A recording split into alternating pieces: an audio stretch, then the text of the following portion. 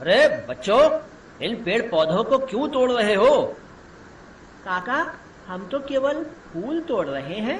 पौधे तो अरुण ने तोड़े हैं। यह बाग घूमने तथा हरियाली लाने के लिए है। मैं इसकी देखभाल करता हूँ। काका, हमें क्षमा कर दो। हम पौधे नहीं तोड़ेंगे और आपके साथ बाग की सुंदरता बढ़ाने में भी सहायता करेंगे। वाह, बच्चे तो बड़ी जल्दी समझ गए। क्या आप सब भी अपने आस पड़ोस को सुंदर बनाने में सहयोग करते हो? माली और बच्चों की बातचीत में कुछ नाम आए हैं जिनसे हमें व्यक्ति, वस्तु, स्थान और भाव की पहचान हो रही है। जैसे बच्चे, काका, अरुण व्यक्तियों के नाम हैं। पेड़, पौधे, फूल वस्तुओं के नाम हैं। बाग स्थान का नाम है। हरियाली, देखभाल, क्षमा, सुंदरता, सहायता भावों के नाम हैं। ये नाम संज्ञा हैं। किसी व्यक्ति, वस्तु, स्थान, भाव या जाति के नाम को संज्ञा कहते हैं। संज्ञा के भेद। संज्ञा के मुख्यतः 3 भेद होते हैं। पहला व्यक्तिवाचक संज्ञा, दूसरा जातिवाचक संज्ञा, तीसरा भाववाचक संज्ञा। व्यक्तिवाचक संज्ञा। हेमंत, यश, नीलिमा, इधर आओ। क्या हुआ मम्मी? तुम्हारे नाना जी हम सबको लाल किला दिखाने दिल्ली ले जा रहे हैं। वहाँ तो जामा मस्जिद, लाल मंदिर भी हैं। नाना जी से कहेंगे कि वे हमें शांतिवन और राजघाट भी ले चलें। हाँ हाँ, जहाँ कहोगे वहाँ ले चलूंगा। दिल्ली में तो घूमने के लिए अनेक स्थान हैं। बड़ा मजा आता है। आपने देखा, इस दृश्य में अनेक नाम आए हैं। हेमंत, यश, नीलिमा, लाल किला, जामा मस्जिद, लाल मंदिर, शांतिवन, राजघाट। ये सभी नाम विशेष व्यक्ति या स्थान की पहचान करा रहे हैं। ये व्यक्तिवाचक संज्ञाएं हैं। किसी विशेष व्यक्ति, वस्तु, स्थान के नाम को व्यक्तिवाचक संज्ञा कहते हैं। जैसे विराट कोहली एक अंतर्राष्ट्रीय क्रिकेट खिलाड़ी हैं। बच्चे जवाहरलाल नेहरू को चाचा कहकर बुलाते थे। अमृतसर का स्वर्ण मंदिर एक पवित्र स्थान है। नंदन बच्चों की प्रिय पत्रिका है। इन वाक्यों के रंगीन शब्द विशिष्ट व्यक्ति, स्थान व वस्तु के नाम हैं। अतः ये व्यक्तिवाचक संज्ञाएं हैं। नदी, समुद्र, पर्वत, दिन, पुस्तक, पत्रिका, समाचार पत्र, इमारत, महीना, द्वीप, राज्य, देश आदि के नाम व्यक्तिवाचक संज्ञा होते हैं। जैसे गंगा, सिंधु, हिमालय, ताजमहल, रामायण, एशिया, महात्मा गांधी, पंजाब आदि। जातिवाचक संज्ञा। पर्वत की घाटी में नदियां बहती थी कलकल छलछल, तैरा करती थी मछली उसमें, नाचा करती उछल उछल। बगुला उस पर आग गड़ाए घात लगाए रहता था, मेंढक टर्टर चिल्लाता, कहता ओ मछली रानी पानी के अंदर ही रहना। दुश्मन घात लगाए बैठे पलक झपकते खाएंगे।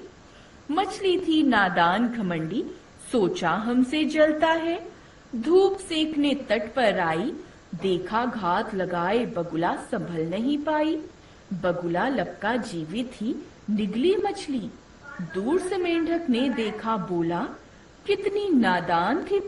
सच ही है, मित्रों की सलाह पर ध्यान देना चाहिए, अन्यथा मछली वाला हाल होता है। कविता में पर्वत, घाटी, नदी, मछली, बगुला, आंख शब्द अपनी संपूर्ण जाति का बोध करा रहे हैं। ये जातिवाचक संज्ञा है।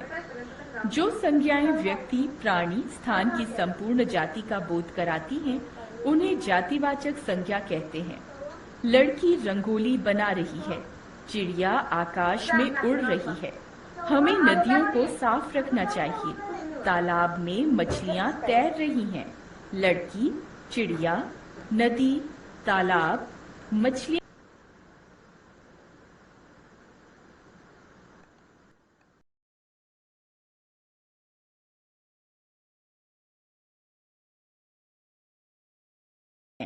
लड़की, चिड़िया, नदी, तालाब, मछलियां संज्ञाओं से किसी विशिष्ट व्यक्ति, प्राणी या स्थान का नहीं, बल्कि उनकी पूरी जाति का बोध हो रहा है। अतः ये जातिवाचक संज्ञाएं हैं। स्त्री, पुरुष, पशु, पुस्तक, फर्नीचर, पेड़, पौधे, फल, बर्तन, घर, बगीचा, सागर, पहाड़, विद्यालय, भवन, सड़क आदि शब्द जातिवाचक संज्ञाएं हैं। जातिवाचक संज्ञा के दो भेद और माने जाते हैं। पहला, द्रव्यवाचक संज्ञा।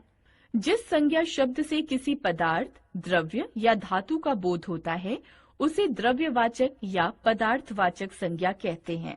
जैसे कुम्हार मिट्टी के बर्तन बनाता है, हलवाई घी में जलेबियां तल रहा है, सुनार सोने के आभूषण बनाता है। ये चीजें लोहे की अलमारी में रख दो। मिट्टी, घी, तेल, दूध, चावल, सोना, चांदी, लोहा, ऊन, लकड़ी आदि द्रव्यवाचक यानी पदार्थवाचक संज्ञाएं हैं। दूसरा, समूहवाचक संज्ञा। जो संज्ञा शब्द किसी समूह या समुदाय का बोध कराते हैं, उन्हें समूहवाचक संज्ञा कहते हैं। जैसे दुर्घटना स्थल पर भीड़ जमा हो गई, परिवार मिलकर त्योहार मना रहा है, कक्षा में सब छात्र ध्यान से मेरी बात सुन रहे थे। सभा, दल, झुंड, समिति, टोली आदि समूहवाचक संज्ञाएं हैं। भाववाचक संज्ञा। तुम दोनों लड़ाई क्यों कर रहे हो? मैडम, इसने मुझे बुरी बातें बोली। तुम्हें लड़ना नहीं चाहिए, भाईचारे से रहना चाहिए, किसी को कठोर बातें नहीं कहनी चाहिए। ये कहानी सुनो। एक राजा जंगल में शिकार खेलने गया। चलते चलते उसे प्यास लगी। घोड़ों की चाल भी धीमी हो गई थी। सिपाही पानी तलाश करने गए। एक साधु की झोपड़ी में पहुंचकर बोले, ए साधु, पानी पिला। साधु ने मना कर दिया। फिर राजा खुद गए। उन्होंने वाणी में मिठास भरकर कहा, महाराज प्रणाम, क्या थोड़ा जल मिलेगा? साधु ने प्रसन्नता से कहा, भीतर आओ और खूब पानी पियो। सिपाही बोले, हमें पानी क्यों नहीं दिया? साधु ने कहा कि वाणी में मधुरता नहीं थी, इसलिए तुम्हें पानी नहीं दिया। मैं समझ गया, अब सबसे अच्छी तरह बात करूंगा। शाबाश। अध्यापिका ने सही कहा कि मीठा बोलना चाहिए। सारे वर्णन में आए ये शब्द देखिए, लड़ाई, भाईचारा, शिकार, प्यास, चाल, तलाश, मिठास, प्रसन्नता, मधुरता। ये सभी शब्द भावों या अवस्था का बोध करा रहे हैं, इसलिए ये भाववाचक संज्ञा हैं। किसी गुण, स्थिति, दशा, भाव या विशेषता के नाम को भाववाचक संज्ञा कहते हैं। जैसे शरबत पीकर थोड़ी ठंडक मिली, गुंजन आलस्य के कारण खेलने नहीं गई, ताजमहल की सुंदरता देखकर हम दंग रह गए, दादाजी बुढ़ापे से परेशान हैं। ठंडक, आलस्य, सुंदरता, बुढ़ापा आदि अमूर्त भाव हैं। इन्हें केवल अनुभव किया जा सकता है, छुआ नहीं जा सकता। ये भाववाचक संज्ञा हैं। वीरता, सत्य, अहिंसा, हरियाली, लंबाई, अमीरी, सफेदी, क्रोध, ममता, चोरी, घृणा, प्रेम आदि भाववाचक संज्ञाएं ही हैं।